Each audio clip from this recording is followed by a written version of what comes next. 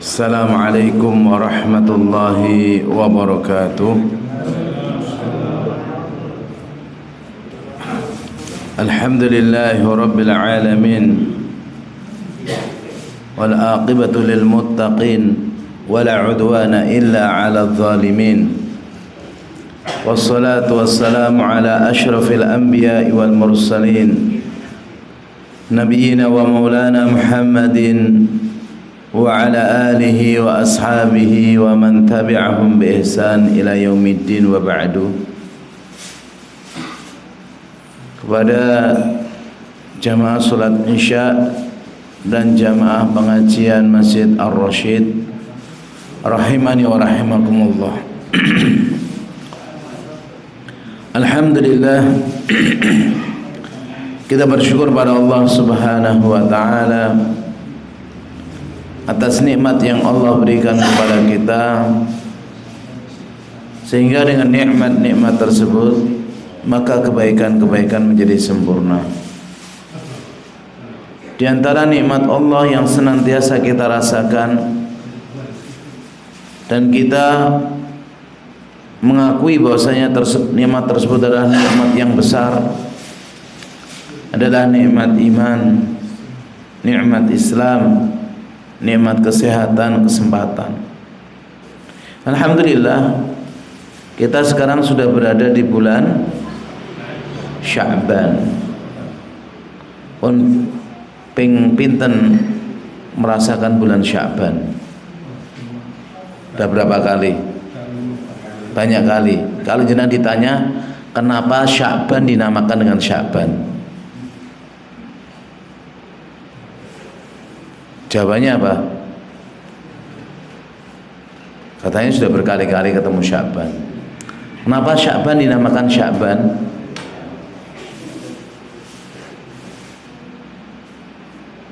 Gak ada yang bisa jawab, Mas Salim. Nanti kalau ditangleti sasi napa niki ruah, nah ruah ngertos nggih. Ruah napa? Ngluru arwah. Dinamakan ruah karena ngluru arwah, golek arwah. Ruwi sinten? Nggih. Yang benar ini namanya Sya'ban. Sya'ban itu summiya bidzalik litashabbi'in nas litolabil miyah. Karena manusia pencar-pencar untuk nyari air, atau pencar-pencar mereka ke gua-gua, ilal gharat litolabil miyah, untuk nyari air. Ada juga sya'ab itu dari kata syib yang artinya cabang-cabang. Maksudnya bulan Sya'ban ini bulan yang banyak sekali amalan yang bisa kita lakukan untuk menyambut bulan Ramadan. Dan yang dilakukan oleh Nabi SAW dulu di bulan Sya'ban apa? Memperbanyak puasa. Dulu ditanyakan oleh sahabat Nabi SAW, Usamah ibnu Zaid radhiyallahu anhu bertanya, "Ya Rasulullah, lam araka tasumu syahran minasyuhur ma tasumu min Sya'ban." Saya enggak pernah lihat jenengan itu puasa yang banyak sekali dari sebulan itu dibandingkan bulan Sya'ban. Apa kata Nabi SAW? Maka Nabi SAW menyebutkan alasannya. Yang pertama, dzaka syahrun yaghfulun nasu anhu baina Rajab wa Ramadan. Sya'ban itu suatu bulan yang manusia itu lalai antara Rajab dan Ramadan. Kalau di bulan Rajab tahu itu bulan haram, mereka beribadah, menjauhi maksiat. Ramadan tahu ini bulan banyak amalan, mereka semangat. Bahkan yang nggak pernah sholat jadi sholat ya, meskipun sholatnya terawih tau, nggak pernah sholat subuh. Nah, bulan Sya'ban ini banyak orang lalai, maka Nabi memperbanyak puasa. Karena kalau ibadah kita lakukan di waktu orang itu lalai, di waktu orang itu ya tidak semangat ibadah, justru pahalanya besar. Kata Nabi SAW, al-ibadatu fil haraj kahijrati ilayya. Ibadah di waktu susah maka pahalanya seperti hijrah kepadaku. Makanya kalau kita ini di malam hari jam 11, jam 2, jam 1, jam 3 itu sholat malam, itu pahalanya besar, ya kan? Sebagaimana hadisnya Abdullah bin Salam, ya ayyuhan nas afsyus salam wa at'imu ta'am wasilul arham wa salli bil laili wan nasu niyam. Wahai manusia, tebarkan salam, kasih orang makan, sambung silaturahim, dan sholatlah di malam hari tak kala manusia tidur nyenyak. Tadkhulul jannata bisalam. Ini saya kalian masuk surga dengan selamat. Nah ini kalau ibadah di waktu-waktu lalai, masya Allah. Yang kedua alasannya kata Nabi SAW, ya, kenapa beliau memperbanyak puasa di bulan Syaban? Wahwa syahrun turfa'u fihi al-a'mal ila rabbil alamin. Bulan Syaban ini bulan diangkatnya amal-amal kepada Allah Rabb semesta alam.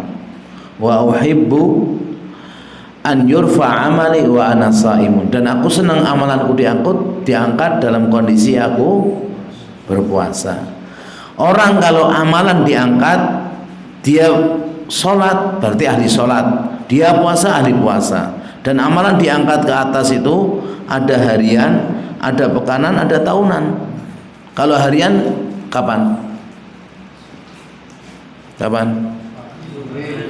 Hah? Asar dan subuh. Kalau pekanan Senin Kemis, ngarang-ngarang jenengan. Kalau tahunan Sya'ban. Lah kalau kita di waktu asar, di waktu subuh jamaah, insya Allah ditulis sebagai orang yang ahli ibadah sholat. Kalau kita Senin Kemis puasa, ditulis orang ahli puasa. Dan kalau kita Sya'ban memperbanyak puasa, termasuk ditulis orang yang ahli puasa. Dan dikatakan oleh para ulama, puasa di bulan Sya'ban itu bimanzilati rawatib qobliyah. Kalau sholat itu ada qobliyah ba'diyah, sebelum sholat wajib, setelah sholat wajib. Ternyata puasa ada Sya'ban itu qobliyah, nanti Syawal ba'diyah. Dan para ulama menjelaskan, di antara Ibnu Rajab dalam kitabnya Lataiful Ma'arif, namanya bulan Sya'ban itu bulan latihan, ya. Disebut Rajab itu bulan nanem, Sya'ban itu bulan nyiram, Ramadan bulan panen. Orang yang nggak nanam di bulan Rajab, nggak nyiram di bulan Sya'ban, mungkin nggak dia panen. Mungkin Pak Ustadz, gimana? Panen duit tonggoni nggak bener. Itu dia akan susah. Makanya ini kita latihan di bulan Sya'ban ini, terutama perbanyak puasa sunnah. Yang kedua, baca Al-Quran, karena Nabi mengatakan syahrul Sya'ban syahrul Qura. Bulan Sya'ban ini bulannya orang yang suka membaca Al-Quran. Dan Nabi kalau Ramadan itu sangat dermawan, kita juga latihan sedekah di bulan Sya'ban ini. Ini jamaah rahimani wa rahimakumullah. Kemudian yang kedua kalinya, salawat dan salam semoga tercurahkan kepada Nabi kita yang mulia Nabi Muhammad sallallahu alaihi wasallam, kepada keluarga beliau, sahabat-sahabat beliau, dan seluruh kaum muslimin yang senantiasa mengikuti beliau dengan baik sampai hari kiamat. Jemaah rahimani wa rahimakumullah. Sekarang kita masuk bab yang ke berapa nih? Bab ke-7 ya. Bab ma jaa fir ruqa wa tamaim. Ini sudah belum? Yang dulu itu kan tentang pakai gelang kan? Ya, berarti sekarang ini bab ma jaa fir ruqa wa tamaim. Bab apa yang datang tentang pembahasan ruqyah dan tamaim. Jamak tamimah artinya jimat-jimat. Bab ini dibawakan oleh muallif untuk menjelaskan hukum ruqyah dan hukum tamimah, dan tidak disebutkan sebagaimana bab-bab yang sebelumnya, yaitu pakai kalimat minasyirki, ya. Kalau bab yang ke-6 itu disebutkan minasyirki, di antara syirik itu adalah memakai gelang, memakai kalung dan sejenisnya. Tapi bab ini nggak pakai minasyirki. Kenapa? Karena tidak semuanya ruqyah itu syirik dan tidak semuanya tamimah syirik menurut sebagian sahabat. Maka tidak pakai kalimat minasyirki. Ya. Beliau hanya membawakan ya apa yang datang dalam pembahasan ruqyah dan juga tamimah jimat-jimat, yaitu diantara yang terlarang dan yang dibolehkan, dan ini ya ada pada keterangan dari salafun saleh. Beliau di sini membawakan beberapa dalil. Di antara dalilnya adalah yang pertama, fi sahih, di dalam sahih, hadis ini diriwayatkan Imam Bukhari dan Muslim. An Abi Bashir Al-Ansari, dari sahabat yang mulia Abu Bashir Al-Ansari. Ini bukan nama, ini namanya kunyah. Ya, namanya kunyah disebut Abu itu ya. Tapi ada orang namanya sekarang namanya Abu langsung. Pak siapa? Pak Abu siapa? Nama. Tapi yang biasa dilakukan oleh orang Arab, Abu itu bukan nama orang. Namanya cuma satu. Misalnya namanya Abdullah, Muhammad, Utsman, Haris gitu toh. Nah, nanti kunyahnya pakai Abu. Abu Bashir ini kunyah namanya Qais bin Ubaid. Ya. Dan nanti biasanya ada nisbahnya. Ada nisbahnya seperti apa? Al-Badri, ya. Nisbahnya Al-Qurtubi, itu namanya nisbah. Kemarin saya bikin nama anak, ya, anak yang ke-6 ini baru 20 hari, kasih nama Usamah Fahid Al-Laisi. Gak boleh pakai strip sekarang. Loh, kalau gak pakai strip Al-Laisi, ya gak boleh, ya udah Laisi aja. Sekarang nggak boleh satu nama, nggak boleh pakai petik atas, nggak boleh strip kali ini. Ya, aturan-aturan nggak nggak pakai dasar yang kuat sebenarnya. Tulisan gampang kok. Ya, kecuali kalau tulisannya namanya sepanjang kereta, itu kan nggak boleh ya. Satu mungkin nggak boleh, pantas lah 2 atau 3. Kalau orang Arab walaupun satu, punya nama bapaknya, ibunya, bapaknya, kakeknya, buyutnya. Ya. Dan beliau ini termasuk sahabat Nabi yang menyaksikan perang Khandaq. Ya, perang Khandaq atau perang Ahzab, yang mana Nabi dan para sahabat melawan banyak sekali musuh-musuh yang berserikat. Dan beliau meninggal ya sekitar tahun 60-an lebih. Dan umurnya ini panjang. Umurnya 100 tahun lebih. Beliau nisbahnya Al-Ansari, orang Ansor. Annahu kana ma'an Nabi sallallahu alaihi wasallam. Beliau pernah bersama Nabi sallallahu alaihi wasallam fi ba'di asfari, dalam sebagian safar beliau. Ya. Karena Nabi melakukan perjalanan itu sering. Apakah itu perang, apakah itu berdagang, atau ya yang lainnya. Dan beliau ini ikut bersama Nabi Shallallahu Alaihi Wasallam, dan tidak disebutkan safarnya perang atau berdagang atau yang lain. Fa arsala rasulan, kemudian Nabi Shallallahu Alaihi Wasallam mengutus seorang utusan. Rasul ini bahasa Arab, bahasa kita utusan. Ya, kalau utusannya raja namanya wafdun. Kalau utusan secara umum namanya rasul. Kalangan malaikat Rasul itu Jibril, kalangan manusia banyak. Dan kita kalau ngutus orang namanya Rasul. Ya. Dan yang diutus itu namanya Zaid bin Harisah. Ya. Dan Nabi SAW memerintahkan dia untuk membicarakan atau mengatakan, alla yabqayanna fi raqabati ba'irin qiladatun min watarin au qiladatun illa qutiat. Utusan tadi menyampaikan kepada orang ya apa yang sudah diwasiatkan atau disebutkan oleh Nabi Shallallahu Alaihi Wasallam alla yabqayanna, agar tidak membiarkan fi raqabati ba'irin, pada lehernya onta, qiladatun min watar, yaitu kalung dari senar. Watar itu maksudnya tali busur. Kalau sana pakai senar atau pakai apa. Jadi kalau panah digunakan, lama-lama itu kan sudah kendor. Lah mereka gunakan potong untuk diikatkan di binatang sebagai jimat, tolak balak. Apakah ini ke kambing, ke onta, ke sapi, ke kuda atau yang lain.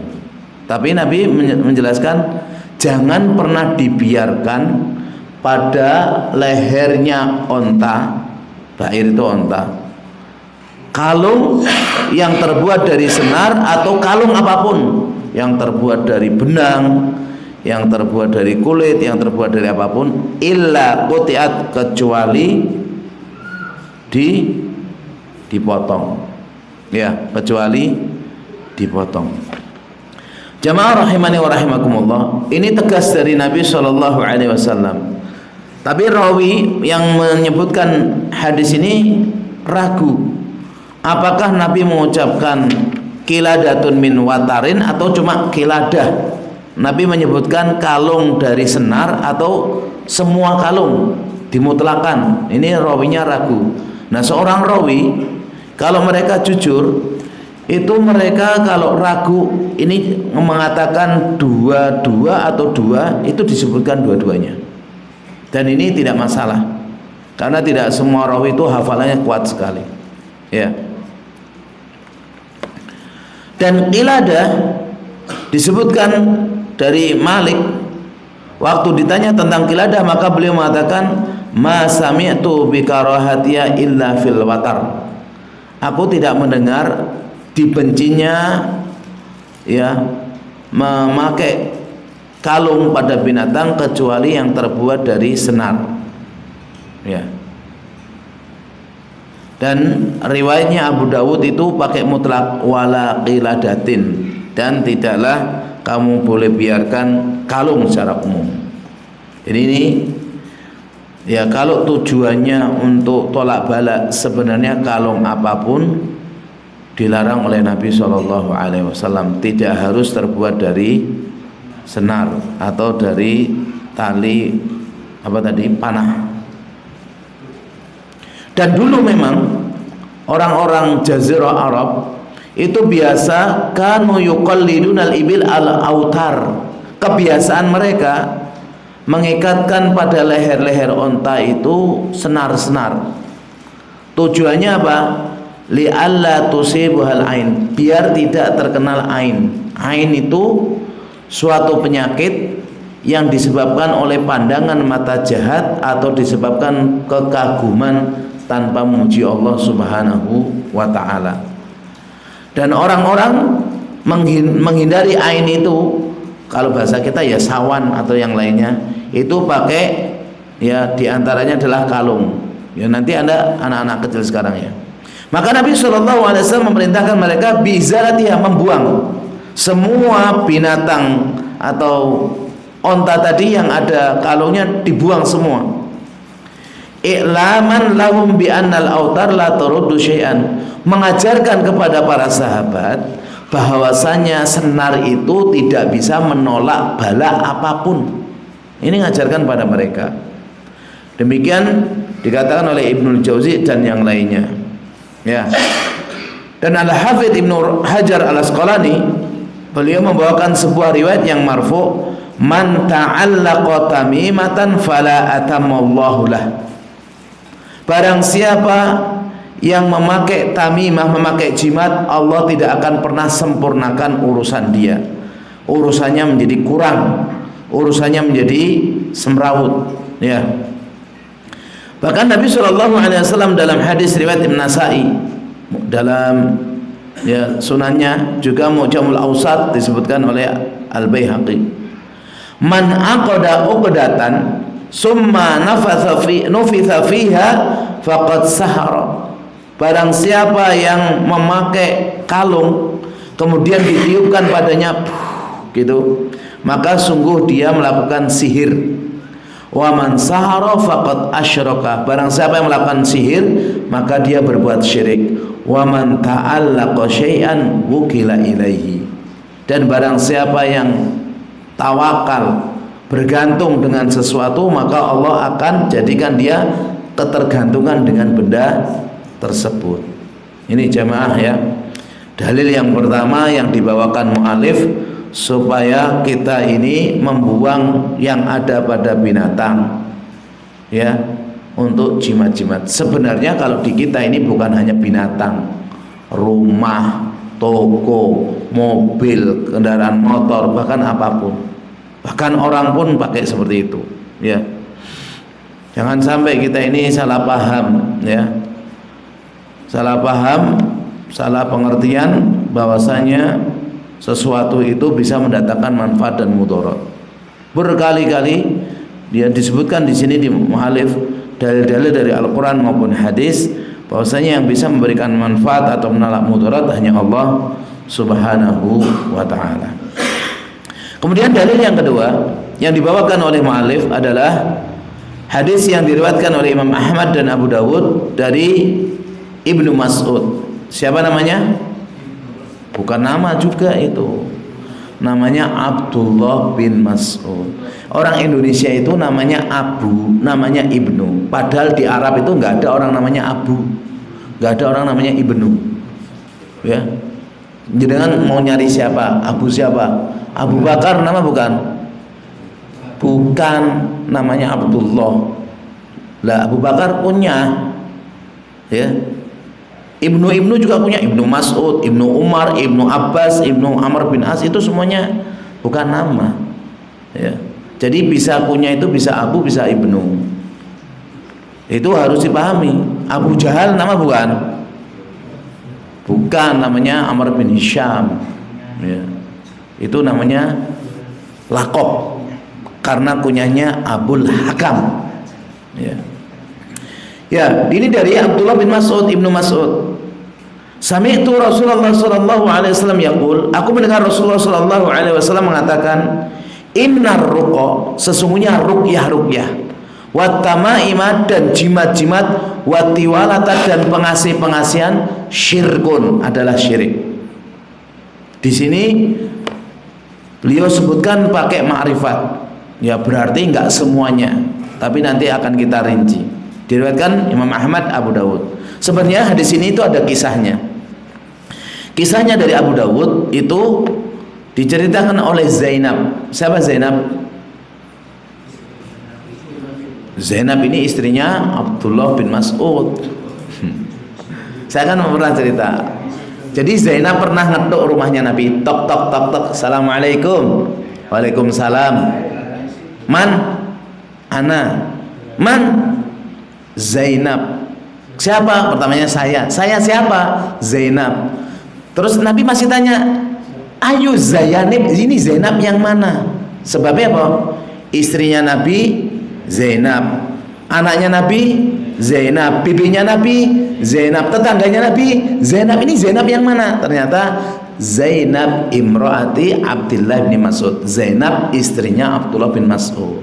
Jadi nama Zainab banyak. Dan itu artinya bagus. Zainab dari kata apa? Zainab, artinya Zain itu perhiasan, Ab itu bapak. Anak saya namanya Zainab menjadi perhiasanku, gitu loh kata bapaknya. Kalau kita tahu bahasa Arab loh ya, Zain itu hiasan, Ab itu bapak. Tapi kadang orang Jawa terutama nama Zainab, nama kok Zainab, gitu ya, kurang mantep gitu ya. Namanya apa? Angeli gitu ya. Ya di sini Zainab cerita, dia imra'atu Abdullah bin Mas'ud, dia menceritakan gini, Inna Abdullah ra'a fi unuqi khaitan. Nih. Zainab ini istrinya Abdullah bin Mas'ud kaya, Abdullah bin Mas'ud miskin. Ya, kalau ceritanya tadi itu datang kepada Nabi pingin mau bertanya, ya Rasulullah, saya ini kan punya banyak harta, suamiku miskin, saya mau sedekah untuk kaum muslimin. Kata suamiku, lebih baik sedekah buat suamimu dulu. Gimana ya Rasul? Ya bener lah, boleh jenengan itu misalnya punya istri kaya raya, jenengan kerja ngasih istri semampunya. Suatu ketika istrinya mau sedekah jenengan boleh, kalau enggak usah diminta. Misalnya suamiku ini mobilnya yang Alphard buat jenengan, saya pakai yang Fortuner, boleh. Dan harta istri jangan dikatakan hartaku loh. Ini sebagian orang tua salahnya gini, suami punya sawah 1 atau 2, istrinya punya sawah 1. Kata suami punya anak 3, nak kamu sawah ini, yang kedua sawah ini, yang ketiga sawah ini. Nggak boleh, sawah istrinya nggak boleh dia bagi, nah, sawahnya dia. Ini banyak kesalahan bapak-bapak, semangat untuk bagi, punya istrinya dibagi-bagi, nggak boleh ya. Nah di sini dia menceritakan, di leherku ini ada kalung. Maka Abdullah bin Mas'ud tanya, mahada, ini kalung apa? Bukan kalung emas, bukan perak loh ya, kalung kayak kalung sekedar benang atau tali gitu.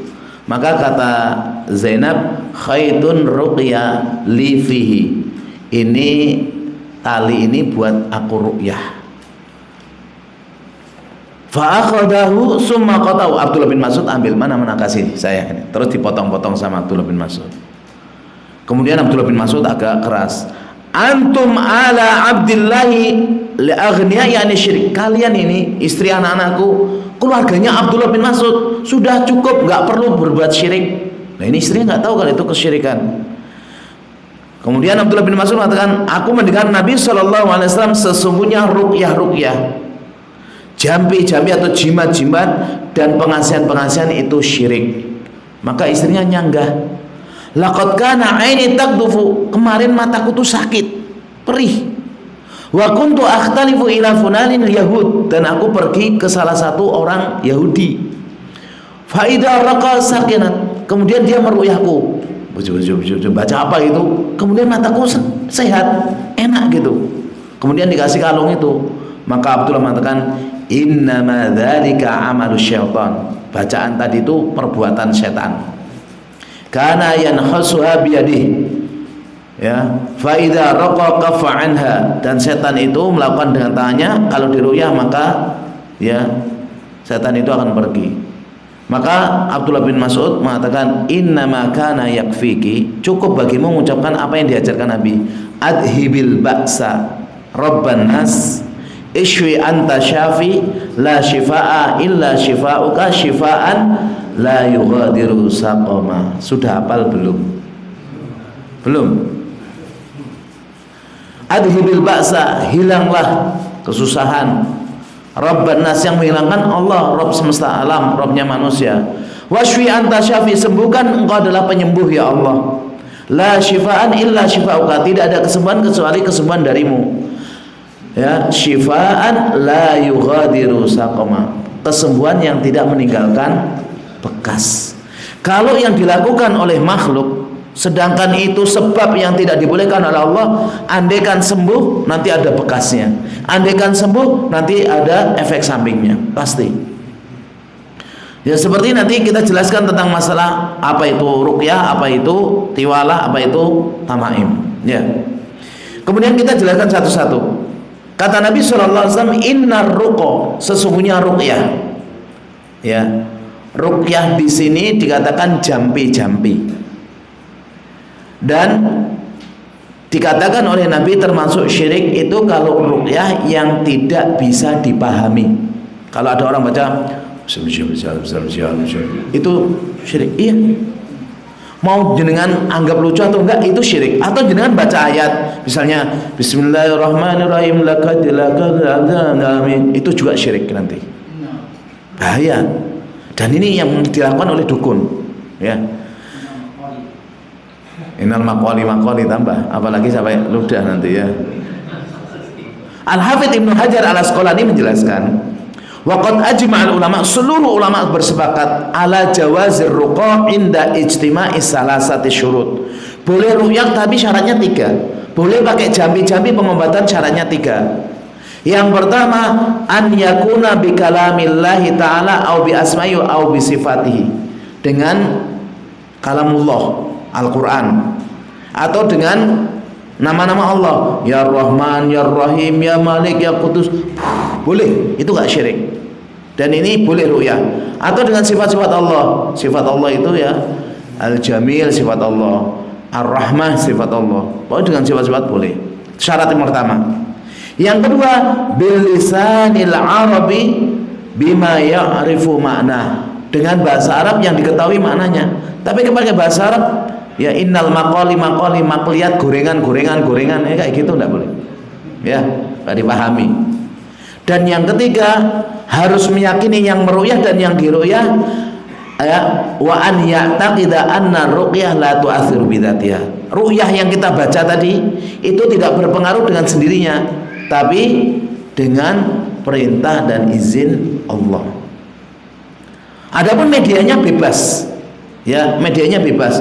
Mau pakai air, mau pakai tanah, mau pakai daun, pakai apapun boleh. Ya. Dan ruqa yang disebutkan Nabi yang dikatakan syirik tadi tidak terpenuhi tiga hal tadi. Seandainya ada orang meruqyah pakai Al-Quran, kemudian di situ ada kalimat yang nggak bisa dipahami atau ayat yang dibalik, itu masuk syirik, dan itu tidak boleh. Ya. Ar-ruqa hiya allati tusammal azaim, kata penulis. Ya. Ruqa itu disebut juga jimat, jampi-jampi. Wa khassa minhu ad-dalil ma khala minasyirki, dan nanti dikhususkan, dibolehkan, yaitu dalil tentang ruqyah kalau memang terbebas dari yang namanya syirik. Dan Nabi membolehkan ruqyah untuk penyakit ain dan juga demam. Ya, boleh untuk penyakit ain dan juga demam. Tapi syaratnya tadi yang sudah disebutkan oleh Al-Hafidz Ibnu Hajar Al-Asqalani. Dan Nabi SAW beliau pernah meruqyah dari ain dan juga dari humah, dari penyakit ain dan juga dari penyakit demam. Ya. Dan Nabi SAW pernah bertanya atau meminta para sahabat yang sedang meruqyah, a'ridu alayya ruqakum, coba perlihatkan kepada kalian ruqyah kalian. Sudah Nabi lihat, la ba'sa birruqa ma lam takun syirkan, tidak mengapa ruqyah selama tidak ada di dalamnya syirik. Ya, jadi kalau ruqyah yang syirik itu ruqyah yang seperti kalau kita dengar ada orang-orang mengatakan apa? Bim salabim abrakadabar, apa-apa setelah gitu. Itu termasuk syirik. Karena kita sampai sekarang nggak tahu artinya. Siapa yang tahu artinya itu? Nggak boleh. Kalau untuk mengobati hal semacam itu, ya. Kemudian yang kedua, tamimah, jamak tamimah. Ya, jamak tamimah itu tamaim. Syai'un yu'allaqu 'alal aulad 'anil ain, sesuatu yang diikatkan, dikalungkan pada anak-anak kecil agar terbebas dari ain. Dan ini bukan hanya anak kecil. Yang tadi saya sebutkan, segala sesuatu yang diikatkan atau ditempelkan atau dipasang pada rumah, pada dinding, pada kendaraan, pada binatang, pada anak-anak, dan itu nggak harus dari senar. Mau itu dari tali apa? Mau tali senar, mau kain, mau tali gadung, mau apapun. Kalau tujuannya untuk menolak bala, ya, dan itu bukan sebab yang dibolehkan syar'i, maka itu syirik. Ya, maka itu syirik. Dulu disebutkan, ya, disebutkan oleh penulis, wa hadza manhiyun anhu, ini dilarang, li'annahu la dafi'a illallah, karena tidak ada yang menolak kecuali Allah, wala yutlabu daf'ul mu'dhiyat illa billah bi asma'i wa sifati, dan tidak bisa dia ditolak darinya, ya, dari semua penyakit kecuali Allah dengan namanya dan sifatnya. Dulu pernah dia disebutkan ada orang itu dakwah di luar negeri, melihat banyak orang itu ada apa namanya jimat-jimat macam-macam. Nah, kemudian diminta oleh dai tadi, coba kumpulkan semuanya jimatnya yang murni dari Al-Quran. Ternyata macam-macam. Memang itu Al-Quran di awalnya, tapi ada kotak-kotak, ada tanda-tanda, terus ada rumus-rumus. Ini nggak boleh, itu syirik, itu nggak boleh. Bahkan ada orang itu mentato di dalam tubuhnya Bismillahirrahmanirrahim, Alhamdulillah, boleh enggak itu? Enggak boleh. Kenapa? Kenapa enggak boleh? Hah? Kotoran. Nanti disebutkan di sini. Ini dikatakan idza kana al-mu'allaqu minal Qur'an. Adapun yang untuk jimat itu tadi Al-Qur'an, farakhasa fihi ba'dus salaf. Sebagian sahabat memberikan keringanan. Wa ba'dum lam yurakhis fihi, tapi sebagian yang lain enggak membolehkan. Wa yaj'aluhu minal manhi anhu, dan menjadikan itu termasuk larangan. Di antaranya Abdullah bin Mas'ud, Abdullah bin Abbas, Hudzaifah, dan yang lain-lain. Lebih banyak yang melarang, ya. Alasannya apa melarang? Ya, pertama, kan ada orang misalnya punya rumah bagus, biar nggak ada setan masuk, dikasih tulisan misalnya apa, ayat kursi. Emang setan tuh kalau masuk rumah baca-baca dulu? Baca enggak? Enggak baca ya, nyelonong ya, nama setan kok mau baca? Enggak. Al-Quran itu bermanfaat kalau kita baca. Al-Quran bermanfaat kalau kita pahami. Al-Quran bermanfaat kalau kita amalkan. Kalau sekedar Al-Quran tulisan dibuka gitu aja, itu enggak ada. Ya, dan itu tidak pernah dilakukan oleh salafun saleh.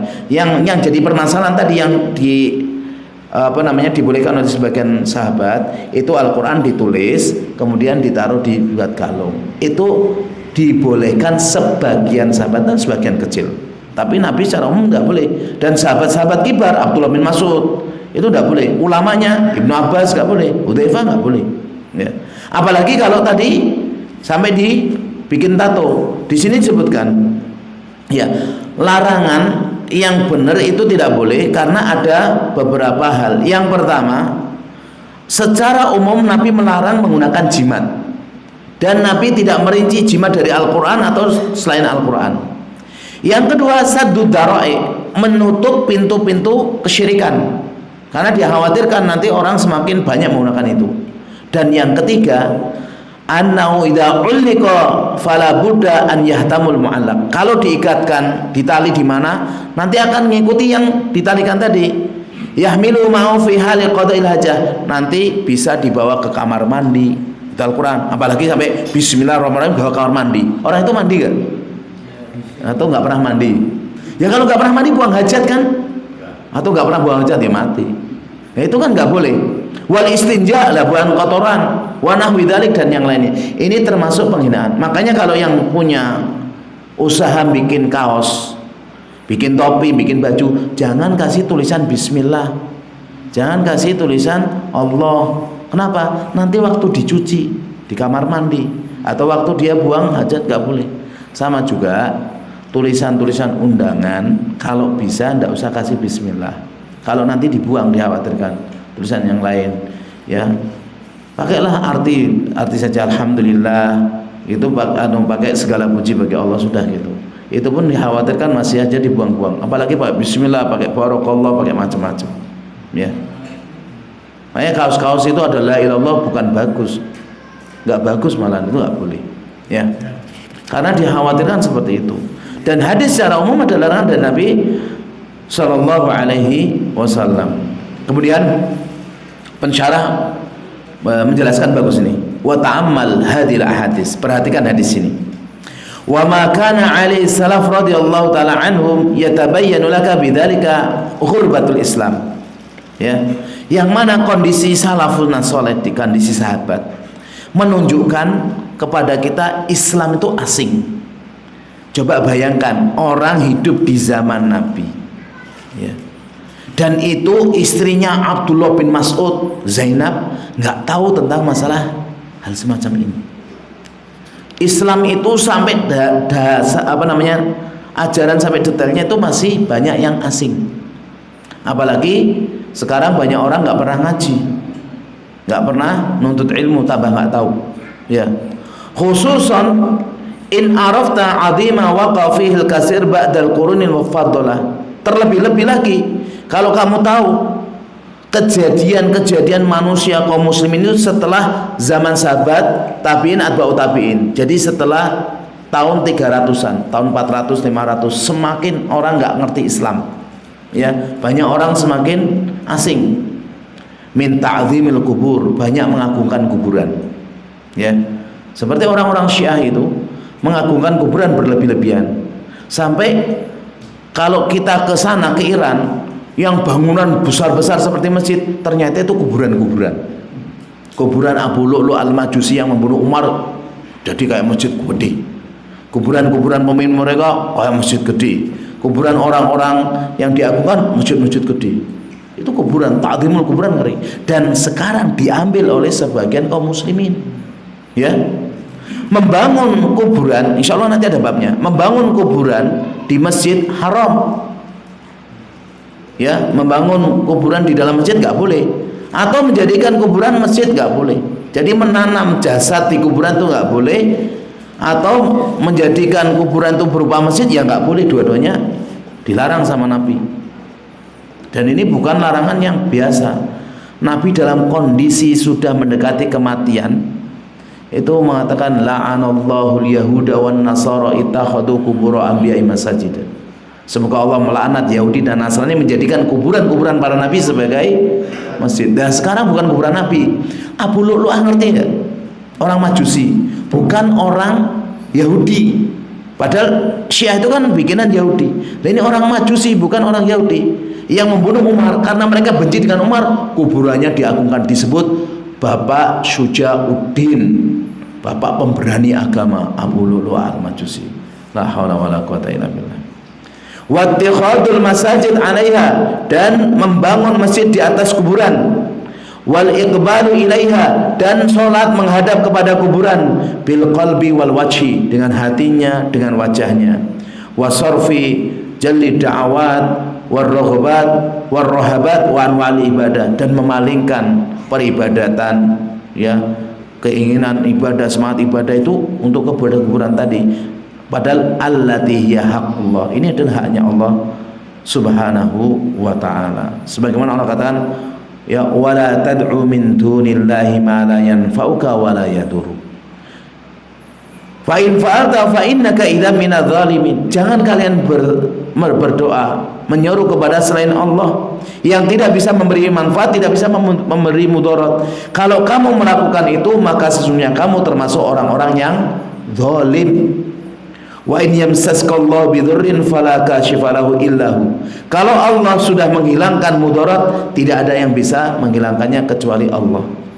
Wa in yuridka bi khairin fala radda li fadli. Kalau Allah sudah memberikan kebaikan, tidak ada yang bisa menolak kecuali hanya Allah. Yusibu bihi may yasha'u min ibadihi wa huwal ghafurur rahim. Allah itu ya memberikan kepada siapa yang Allah kehendaki dari para hambanya, dan Allah Maha Pengampun lagi Maha ya pengasih. Dan di dalam Al-Quran penjelasan semacam ini banyak sekali. Intinya, sebab-sebab yang dijadikan orang itu sebagai sebab sebenarnya bukan sebab. Kalau orang itu mau hilang hausnya, minum, itu sebab. Orang mau kenyang, makan, itu sebab. Orang mau kaya, nabung, kerja, sebab. Tapi orang mau sembuh, pakai kalung, itu bukan sebab. Ya, orang kalau mau sembuh apa? Olahraga, minum obat, periksa ke dokter, itu sebab boleh. Tapi tetap kita tidak boleh menyandarkan obat atau dokter itu yang menyembuhkan. Ini perlu diulang-ulang, diperhatikan terus. Kemudian yang ketiga tadi kan pertama apa tadi? Ruqyah, kemudian tamimah. Yang ketiga tiwalah. Nah, tiwalah ini perlu tahu juga. Tiwalah itu adalah syai'un yasna'unahu yaz'amuna annahu yuhabbibul mar'ah ila zawjiha war rajul ila imraati.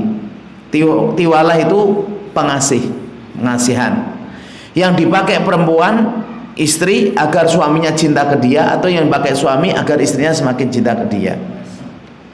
Mau semar mesem, semar mendem, jaran goyang, jaran edan, apa namanya terserah. Intinya itu ndak boleh. Ya, mau dipasang susuk, mau dipasang apa, intinya ndak boleh. Ya. Kalau orang mau dicintai oleh pasangannya, berbuat baik, ya harus saling pengertian, kemudian meminta kepada Allah, insya Allah bisa. Tapi kalau menggunakan ini tidak boleh. Dan biasanya orang-orang yang menggunakan semacam ini, ya, orang-orang menggunakan semacam ini nanti matinya agak susah, ya, matinya agak susah.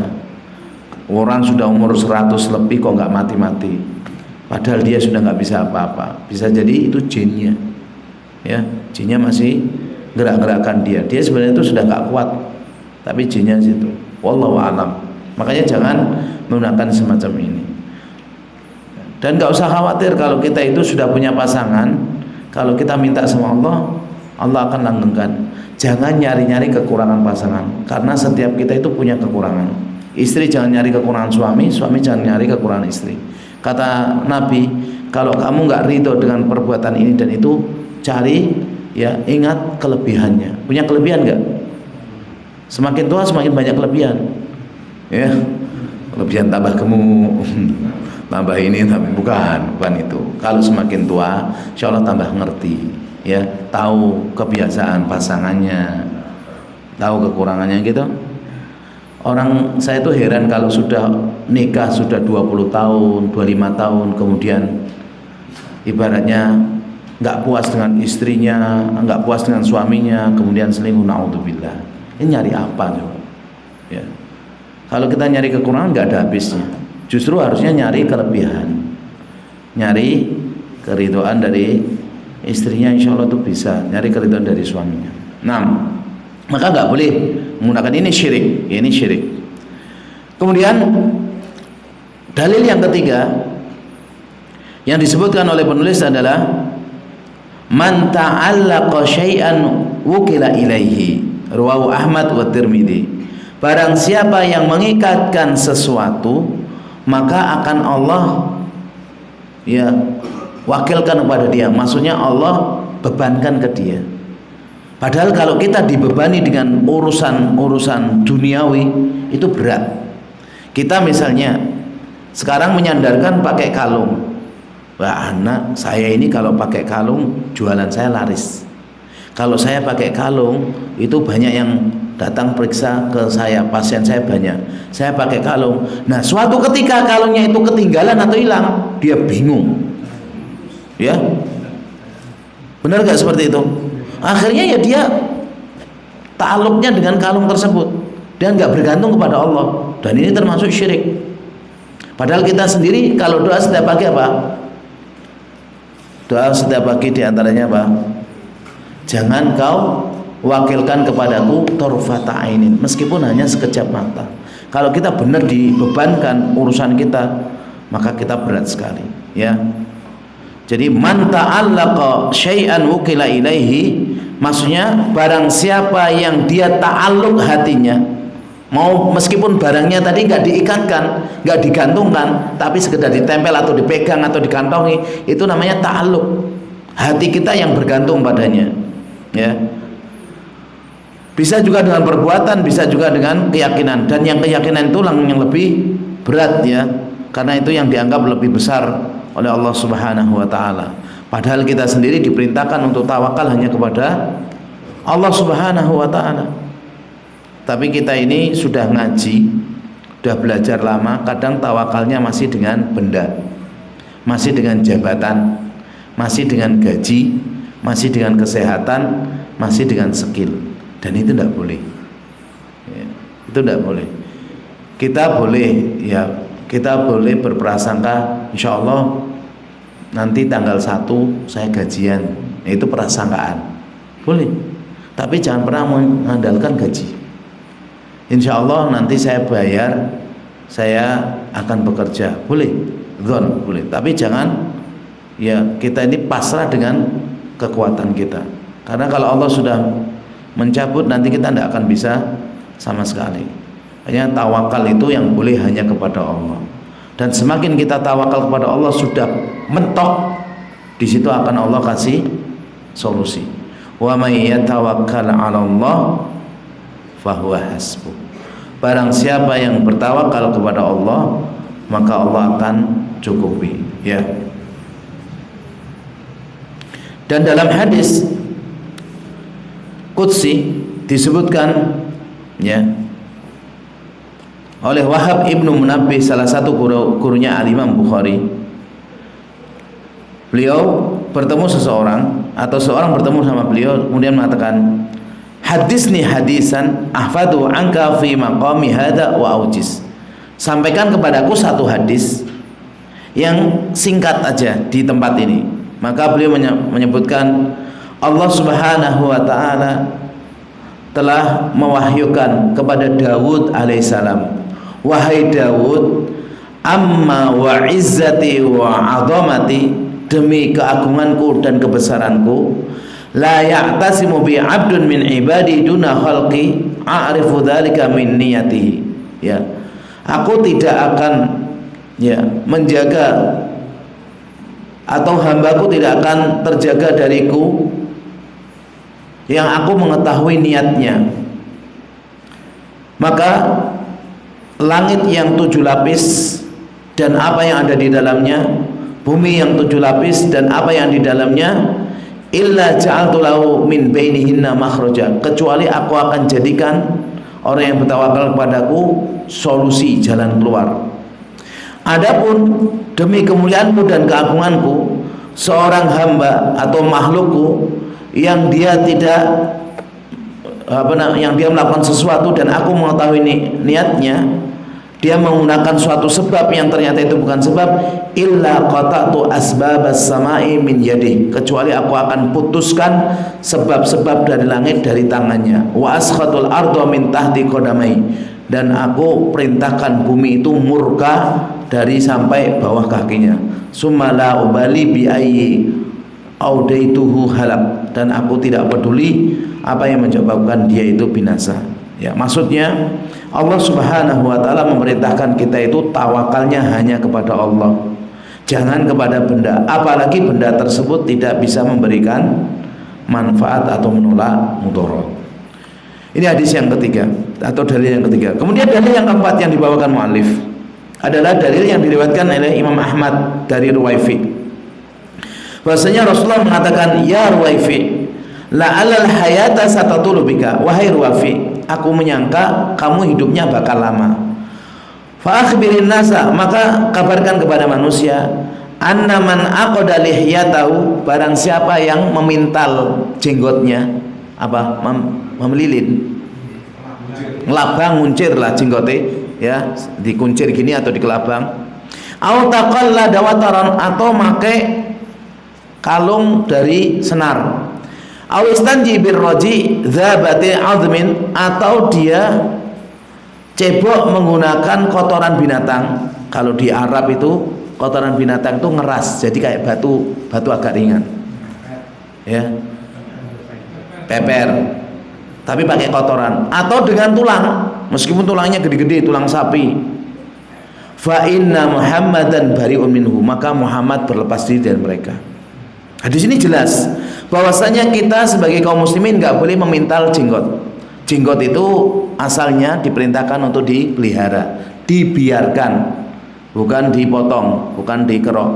Dan kalau sudah panjang bukan dipintal, ya, bukan dipintal. Kalau dirapikan boleh, tapi bukan dipintal. Kemudian juga syahidnya di sini, au taqalla dawataran, orang yang dia menggunakan atau memakai kalung dari senar. Ini biasanya orang yang semacam ini dia adalah orang yang dia tawakalnya kepada benda. Ini syahidnya. Adapun awistan jabir roji, ini tambahannya, ya. Atau orang tadi peper dengan kotoran binatang atau dengan admin tulang, fa inna Muhammadan bari'un, maka Nabi Muhammad itu berlepas diri dari orang-orang yang semacam ini. Dan ini Nabi menyebutkan Ruwaifi itu tadi ternyata umurnya panjang benar, dan mendapati kaum muslimin itu ada yang mereka suka mintal jenggotnya, ada sampai sekarang, ya, di kelabang, di pelilin, di apa. Ada juga yang suka pakai jimat-jimat, ya dipakai gelang, ya di kalung. Ini kaum muslimin tuh, bukan orang kafir. Kalau orang kafir urusan beda. Sampai sekarang ada orang-orang yang katanya sudah maju. Wah, jangan pernah lihat gak? Dituali ada kalung yang sholat gerjang. Nah, seperti itu.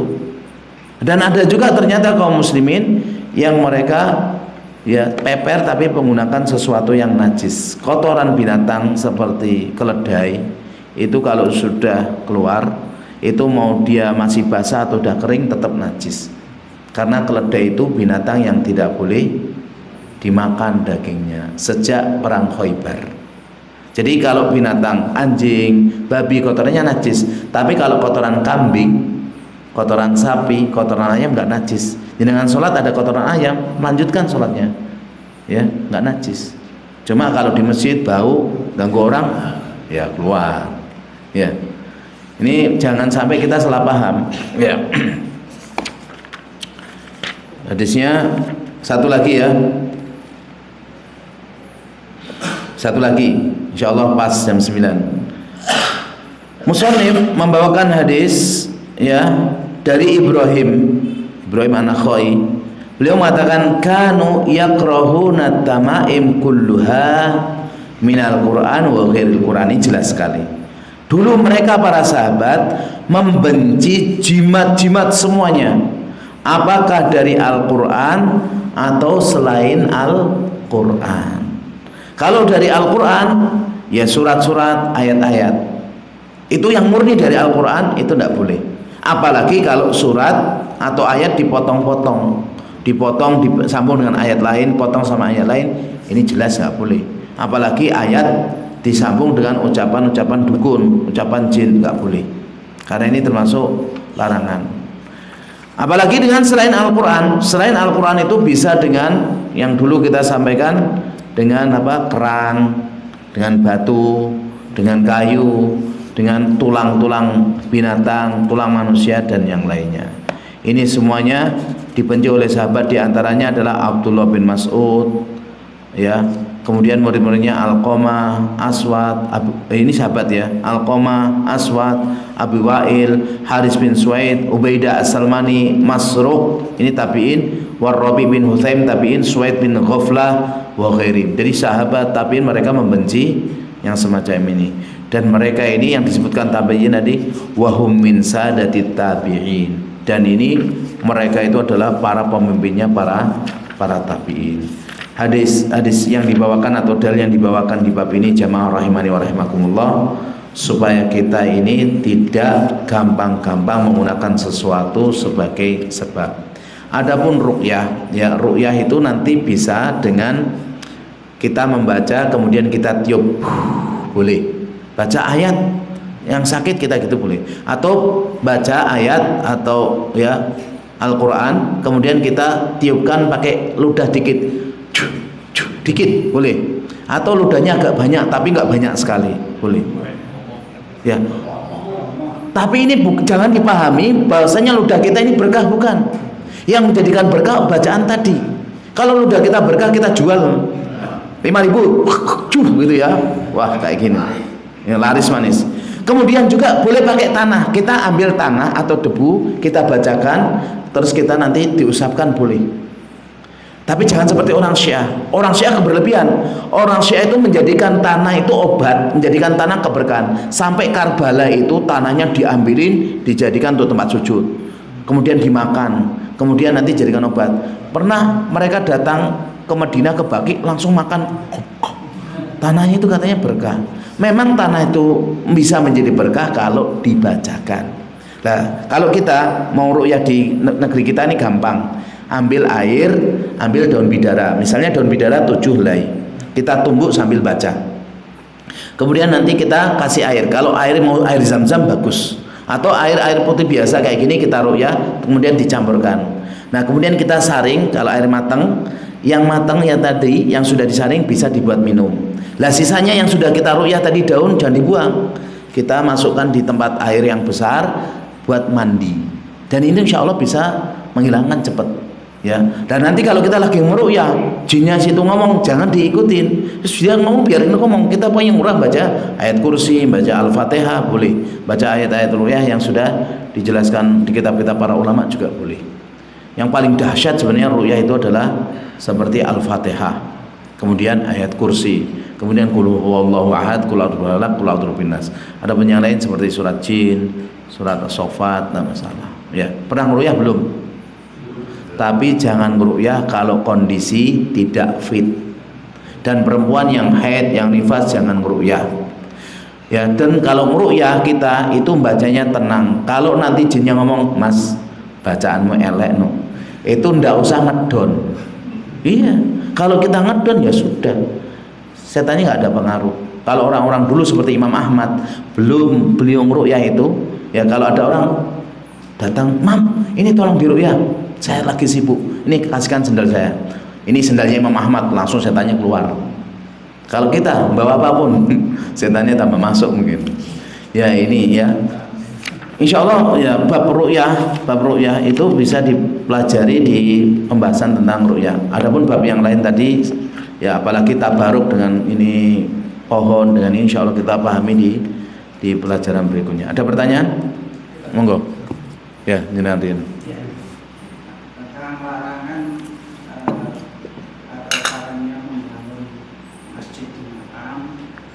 Membangun makam di masjid. Jadi kita tahu di masjid di Madinah itu makamnya Nabi dan sahabat itu di dalam masjid.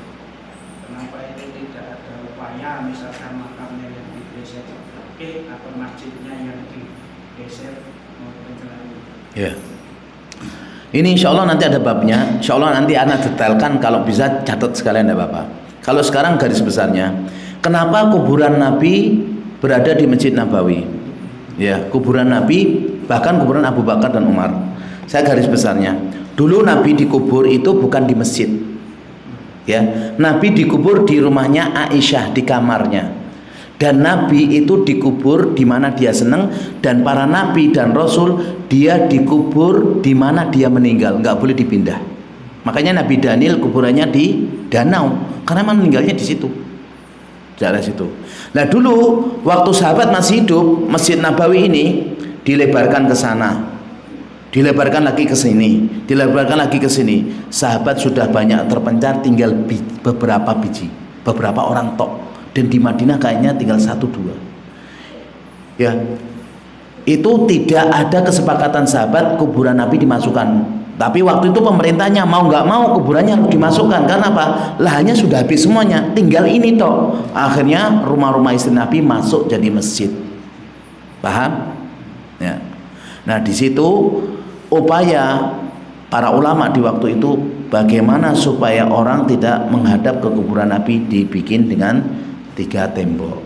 Jadi alasannya kenapa kok nggak bisa dipakai, karena memang para nabi dan rasul dikubur di tempat dia meninggal, dan itu bukan masjid. Ya insya Allah ini garis umumnya. Insya Allah nanti di pembahasannya saya detailkan. Ya, pembahasannya ada tersendiri. Ya, dan ini banyak yang dijadikan dalil oleh orang-orang. Lah itu kuburan Nabi. Saya tanya, itu yang khamen kubur Nabi bukan? Kalau Nabi tidak apa-apa. Kalau bukan ya tidak boleh. Dan Nabi sendiri mau meninggal dunia kan mengatakan, ya la'anallah, semoga Allah melaknat, ya al-yahud wan nasara ittakhadhu qubur anbiya'ihim masajida. Dan ternyata kalau kuburan Nabi itu di luar masjid bahaya. Kenapa? Sudah beberapa kali yang dilakukan orang gerong-gerong pengen ke kuburan Nabi. Dan alhamdulillah Allah jaga, Allah pilih ya negara Saudi untuk menjaga kuburan Nabi. Seandainya yang jaga itu orang-orang cinta kubur bagaimana? Wallahu a'lam bishawab. Moga jenengan. Kemudian sama Ustaz, saya ingin menambah yang berkaitannya dengan tadi dijelaskan bahwa sholat menghadap makam itu tidak diperbolehkan. Kalau sudah ada pembatas, misalnya tembok atau di mana atau masih itu bagian dari menghadap makam. Masalahnya kalau di daerah Polkar itu banyak Ustaz. Dari Kaliapan, dari Solo, Wonorejo itu di belakang masjid itu ada makam. Kuburan semua ya. Ya di Solo, bahkan di Solo itu di Kauman itu kan di belakangnya masjid kan tidak ada makam. Yeah. Gimana Ustaz? Apakah itu masih termasuk menghadap makam atau gimana? Ya, itu sama pembahasannya, nanti kita detailkan situ. Jadi tidak boleh sholat di dalam kuburan, sholat menghadap kuburan. Bahkan Syekh Albani lebih ya keras lagi, beliau sholat di samping kuburan tidak boleh. Namun sebagian ulama Kalau kuburan itu bagian dari masjid memang nggak boleh ya, sebagian besar ulama. Tapi kalau kuburan itu di luar masjid, di samping kanan atau samping kiri, dan itu ada pagar batas, maka masih diperbolehkan. Tapi kalau jenengan suruh milih, ada masjid yang bersih dari kuburan, ada masjid dari kuburan, jenengan tetap milih yang ini. Tapi kalau nggak ada di tempat jenengan, misalnya samping ini ada tembok, itu ada kuburan, atau depannya ada kuburan, fa insyaallah nggak masalah. Larangannya itu sebenarnya ilatnya karena orang itu ke kuburan nanti ada perasaan gini gitu. Dan saya pernah tanya langsung, jenengan santri ya, jenengan itu kok kalau setor Al-Quran di kuburan kok tenang? Saya itu kalau setor di kuburan, saya merasa penghuni kubur itu nyimak saya sampai detail. Kalau saya disimak Pak Ustadz, kadang Ustadznya ngantuk. Lah ini yang nggak boleh. Ada perasaan penghuni kubur itu tahu masalah gaib, tahu masalah ini itu enggak. Nah itu yang jadi nggak boleh. Tapi kalau kita sudah ahli tauhid, kalau semacam itu enggak, insya Allah enggak mengapa. Tapi kalau bisa, ya kalau bisa jauhkan masjid dari kuburan. Karena itu bukan kebiasaan dari Nabi. Nah nanti ada pembahasannya. Loh itu dulu Ashabul Kahfi mau dibikin masjid. Insya Allah nanti pembahasan itu saya detailkan, ya. Biar nggak panjang-panjang sekarang. Tapi insya Allah tahu nggih. Cukup nggih? Ya. Ini yang bisa kita sampaikan jemaah rahimani wa rahimakumullah. Mudah-mudahan kita semakin hari semakin kuat akidahnya, semakin jelas dalam beragama, dan mudah-mudahan kita dimudahkan oleh Allah Subhanahu wa taala mengamalkan ilmu yang kita miliki. Kita tutup kajian malam hari ini dengan doa kafaratul majlis. Subhanakallahumma wa bihamdika asyhadu an la ilaha illa anta astaghfiruka wa atubu ilaik. Assalamualaikum warahmatullahi wabarakatuh.